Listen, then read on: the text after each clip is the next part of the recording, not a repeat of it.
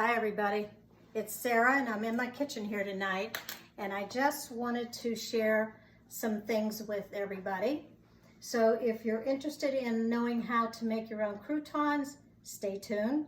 If you're interested in knowing how to make some really delicious garlic toast, stay tuned. And if you want to learn how to cut an onion without crying, stay tuned, okay? So first up, I bought some Italian bread and I just simply cut it down, and then I just took and I just pull it apart. Okay, now you can cut the whole thing if you want, or you can just tear it apart. It's up to you. I put it in a bowl, and if you want to get a pencil and paper and write this down, I took a 1/4 cup of oil. I used avocado oil. You can use whatever you want, okay? But a 1/4 cup of oil, and to that I added 1 teaspoon of garlic powder and 1 teaspoon of Italian seasonings, okay? 1 teaspoon and 1 teaspoon. And then just a 1/4 teaspoon of pepper and a 1/4 teaspoon of salt. Mix that together, and while that is mixing, then that's when you want to cut up your bread and everything for the cubes. So then you're going to pour that mixture of oil all over the cubes, mix it all up, spread it out on a cookie sheet or a sheet pan, whatever, and I like to put it up on a rack to let the air flow underneath it, and have your oven preheated to 375 degrees. You're going to bake it at 375 for the first 10 minutes or so, and then you want to go back in and flip all the crumbs, the cubes, and continue baking for another 10 minutes or so until the cubes are golden brown and are completely dry. And that is what you will get. They're delicious, okay? So there are the cubes. Then I took what was left from the loaf of bread and I made garlic bread. So how did I do that? I made my own. First I made my own mayonnaise. So if you want to learn how to make the mayonnaise, then go to my YouTube channel. It's called Busy Bee Retiree, okay? And click on the one that shows you how to make mayonnaise. I made this morning in 15 minutes. Delicious. So I bought a block of Jarlsberg cheese, Jarlsberg, okay? And I spent maybe, I think, $6 for that block. And then I took it, I shredded it with my shredder, okay? And then to that, I took just a little handful of fresh parsley and chopped that up, just a handful though, just a little bit, okay?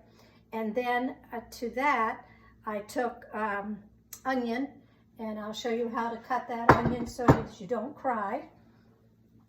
And then I took the mayonnaise and I mixed that all in, and a little pinch of salt. And you do it to a consistency of a spread. Now, if I were to buy this at the store, it would run $7, close to $7 for a little flat tub of it.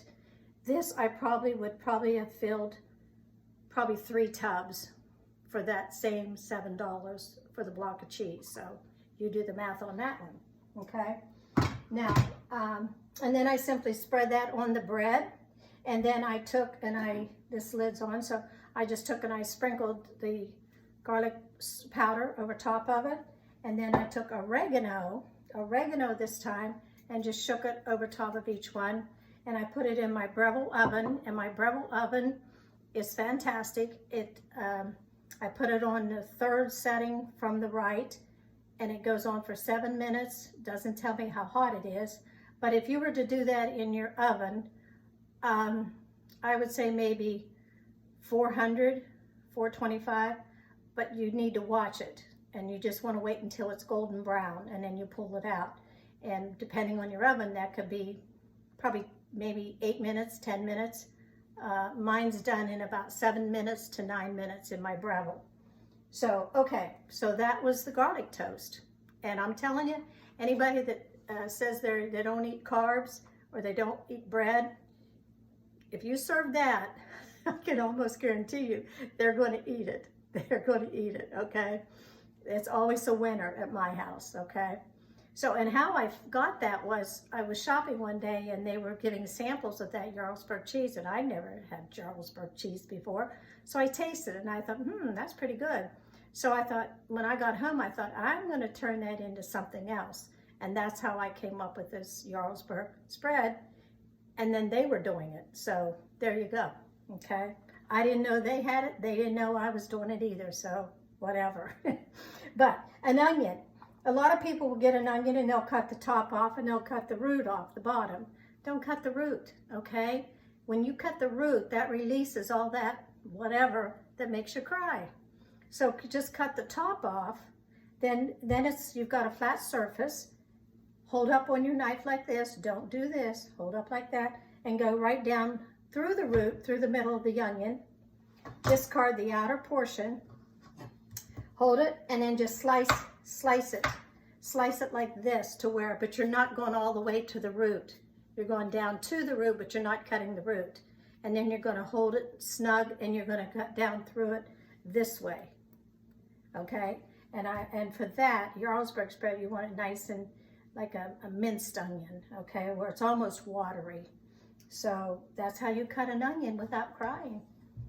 So I hope you've learned something from that. Look at that.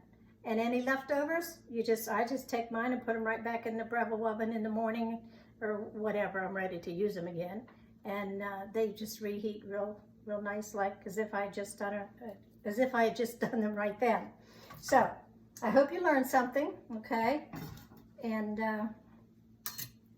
if you did, then shoot me a picture. Shoot me a picture of whatever it was you made, okay? I'd love seeing that. Tell me about your story, how you did it, and all that. So, okay?